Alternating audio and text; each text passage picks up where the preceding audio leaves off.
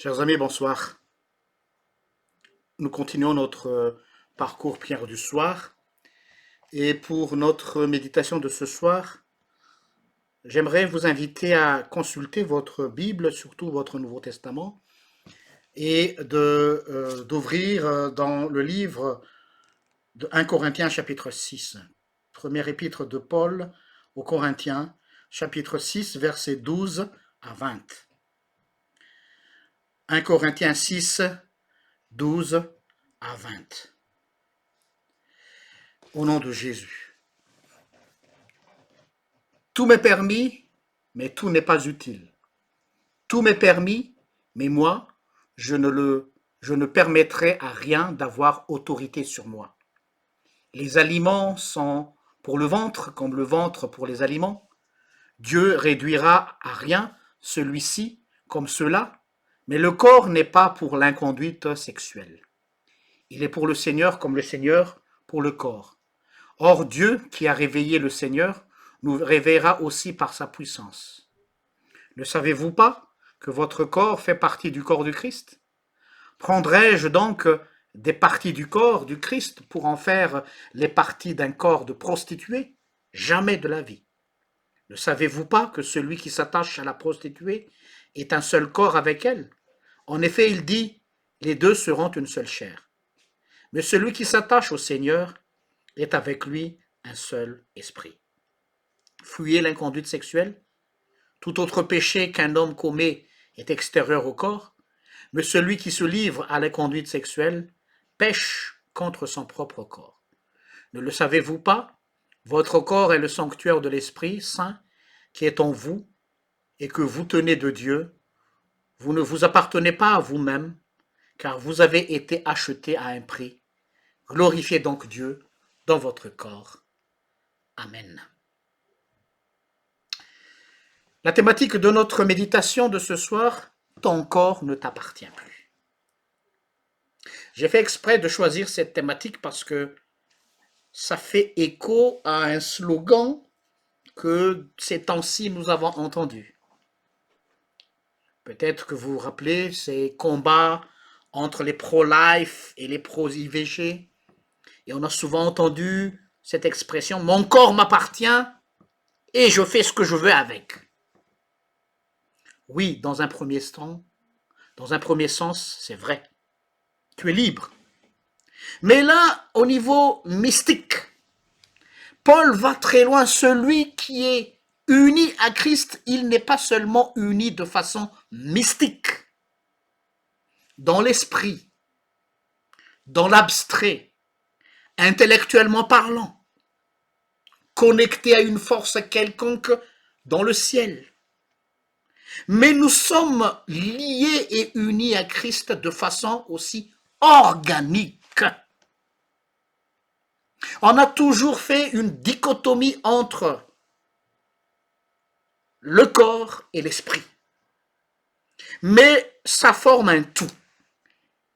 Et d'ailleurs, c'est pour cette raison que Paul met l'accent sur le fait que nous ne devons pas nous conduire comme nous le voulons, parce que une fois que nous sommes unis à Christ, ce corps, Christ l'a pris pour lui.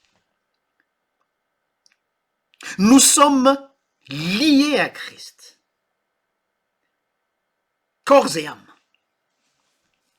Et c'est très important de le souligner parce que ce corps devient comme une sorte de tabernacle, un récipient de la gloire et de la grâce de Dieu. Vous savez, l'image qui est faite avec tabernacle, une tente très modeste, pliable, qui peut se casser, toute petite. Or, dans cette caractéristique-là, la colonne de feu ou colonne de nuée descend au-dessus de cette tente. Et la gloire de Dieu se repose au-dessus de ce lieu. Et nous pouvons faire la transposition aussi dans notre corps. Dieu, même s'il est esprit, il peut et il veut vivre dans un corps d'un être humain pécheurs, et je le souligne. Si le Christ est venu à nous dans un corps, l'incarnation, c'est parce que ce corps que Dieu nous a créé, que Dieu nous a donné, n'est pas si mauvais que ça. Dieu peut l'utiliser pour être un moyen de grâce. Par exemple, comme Jésus avait dit à ses disciples, quand je serai plus là, vous allez imposer les mains sur les malades et les malades seront guéris. Nous n'avons pas de pouvoir. C'est pas notre main qui guérit les malades. C'est parce que Jésus utilise notre main ou notre corps pour partager sa grâce et sa bénédiction autour de nous. En passant par ce corps terrestre et ce corps qui est voué à la destruction. Alors, qu'en est-il alors? Qu'en est-il de ce corps que Dieu nous a donné? Ton corps ne t'appartient plus. Je ne sais pas si vous captez l'enjeu de ce que je suis en train de vous dire. Sommes-nous prêts à utiliser notre corps pour le rayonnement du royaume des cieux? Et que je dis utiliser notre corps, alors je vous dis, nous devons alors être conscients que nous sommes devenus comme vous voyez les ustensiles dans le temple qui ont été mis à part. C'est cette notion de sacré dans le sens, c'est pas qui n'a pas de péché ou qui est parfait, non, mais qui a été mis à part. Et c'est ce qui est utilisé aussi par l'apôtre Paul et l'apôtre Pierre. Nous sommes un royaume de prêtres, sacerdotal. Mais la question qui se pose, sommes-nous prêts à tout lâcher? Non seulement notre esprit, mais aussi notre corps. Et le texte ici est plus que clair. Ne savez-vous pas que celui qui s'attache à la prostituée, par exemple, fait un seul corps avec elle? C'est une comparaison, c'est une image que Paul utilise. Mais en même temps aussi, c'est une réalité parce qu'à Corinthe, il y avait cette vie de débauche. Et donc, moi, je ne suis pas ici pour vous dire voilà ce qu'il faut faire, voilà ce qu'il ne faut pas faire, mais le seul critère pour savoir qu'est-ce qu'on peut faire et qu'est-ce qu'on ne peut pas faire, c'est en fonction de notre union avec le Christ. Si ton corps est le temple de l'Esprit Saint, que ferait le Christ à ta place? Que le Seigneur te porte dans sa réflexion. Prions. Merci Seigneur pour ce rappel que notre corps ne nous appartient plus, à partir du moment où nous nous sommes offerts en sacrifice vivant pour toi.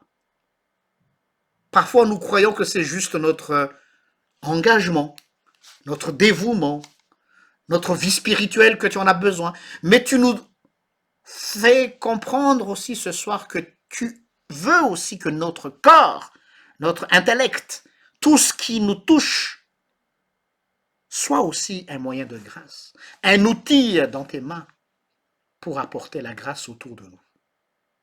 Et c'est là que ça coince parce que nous voulons toujours être maîtres d'une partie de notre corps. Et nous ne voulons pas tout céder.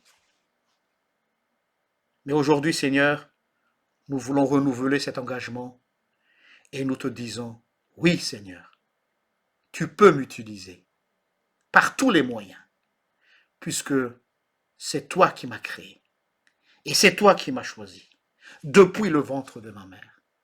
Tu m'as façonné par tes propres mains pour un objectif précis, un plan précis. Et j'adhère à ce plan que tu as préparé pour moi. Merci Seigneur. Amen. Sur ce, je vous souhaite une excellente soirée. Que le Seigneur vous bénisse et je vous donne rendez-vous demain à la même heure. Au revoir.